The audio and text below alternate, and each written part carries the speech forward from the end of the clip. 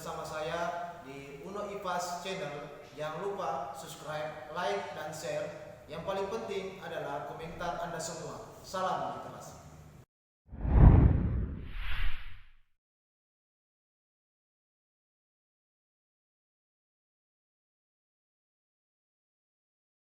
Assalamualaikum warahmatullahi wabarakatuh. Perkenalkan, nama saya Nurwanjada, kelas 10 MIPA 4 SMA Negeri 1 Kode OH. Alamat Jalan Tulang Sulawesi, Desa Jabal Kudus. Video ini saya akan membacakan sebuah dongeng atau cerita rakyat, yaitu Si Kelingking. Alkisah, ada sepasang suami istri yang cukup tua, tinggal di sebuah dusun kecil. Meski sudah tua, mereka belum dikaruniai anak.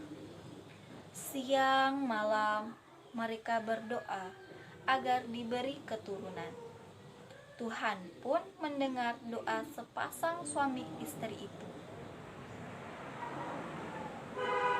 Sang istri hamil dan melahirkan anaknya. Sayangnya, anak yang dilahirkan memiliki kondisi tubuh yang tidak sesuai seperti anak biasanya. Dari bayi hingga beranjak dewasa, ia hanya sebesar kelingking. Maka, ia pun dipanggil Si Kelingking. Biar begitu, kelingking tumbuh sebagaimana anak-anak lainnya.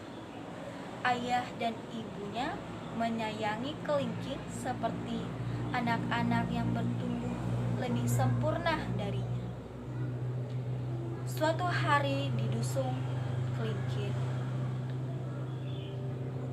kedatangan nenek Gergasi. Ia adalah hantu pemakan manusia dan apa saja. Kedatangan nenek Gergasi itu membuat penduduk negeri Jambi menjadi resah, termasuk keluarga kelingking. Tak seorang pun warga yang berani pergi ke ladang mencari nafkah. Melihat keadaan itu, Raja negeri Jambi pun segera memerintahkan seluruh warganya untuk mengungsi. Namun kelingking dengan gagah berani hendak menantang si nenek Gergasi itu agar bisa keluar dari kampungnya. Tentu saja membuat orang tuanya resah. Jangan khawatir ibu, ayah, aku akan melawan nenek jelek itu dengan berani, jawab kelingking. Tapi badanmu kecil begitu, apakah justru tidak akan membuat si nenek mempermainkanmu? Tanya ibu dan ayah kelingking makin khawatir.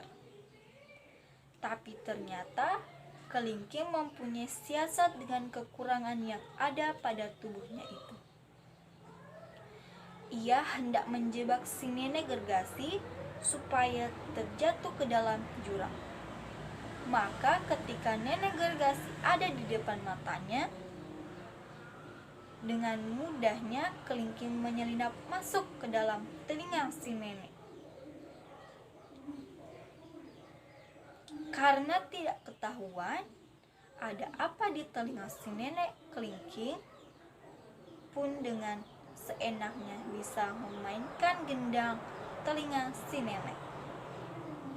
Sesekali ia berteriak-teriak membuat nenek Gergasi tidak konsentrasi.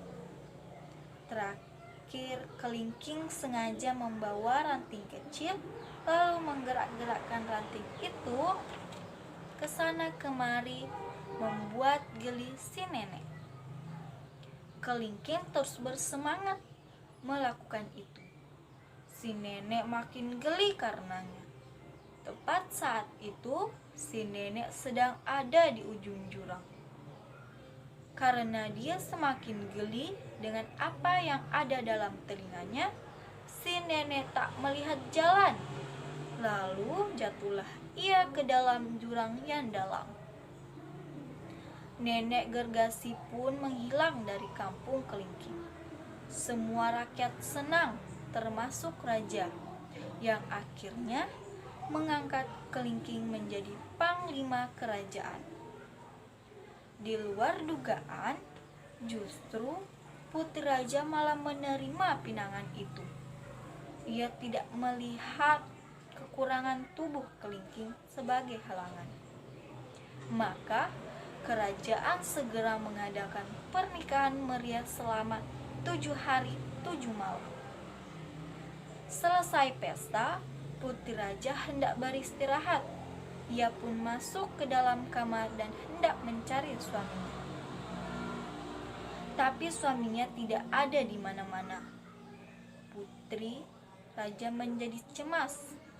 Tiba-tiba, di saat putri cemas seperti itu, muncullah seorang pemuda gagah mengendarai kuda poni. Sang putri kaget, tapi dengan keramahan pemuda itu menghapus ketakutan putri. Kejadian itu berulang-ulang terjadi. Meski awalnya sang putri senang, lama-kelamaan ia merasa aneh juga. Kenapa setiap kali aku mencari suamiku, yang muncul justru pemuda gagah itu? Pikirnya.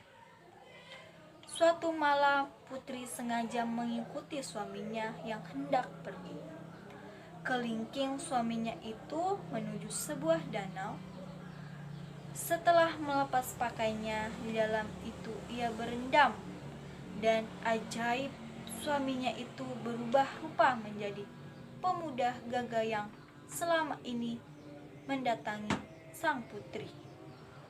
Sang putri jadi kaget, tapi segera mempunyai ide. Ia sengaja mencuri baju suaminya, lalu membawanya pulang. Sesampainya di rumah, putri berlagak tidak terjadi apa-apa ketika pemuda gagah itu kembali datang dan menyambutnya seperti biasa.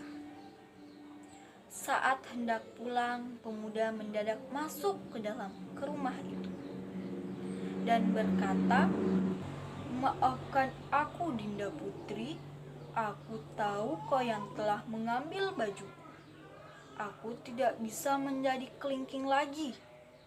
Apakah kamu percaya bahwa aku adalah suamimu?" Si kelingking itu antara kaget dan senang, putri mendekat. Tanpa ragu, ia memeluk suaminya itu. Kebahagiaan pun mengisi hari-hari selanjutnya.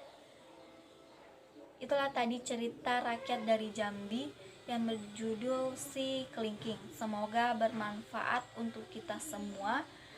Pesan moral yang dapat kita ambil dari cerita Si Kelingking yaitu kondisi tubuh sebaiknya tidak menghalangi orang untuk berani dan berbuat baik, karena niscaya akan mendapat upah selimpah.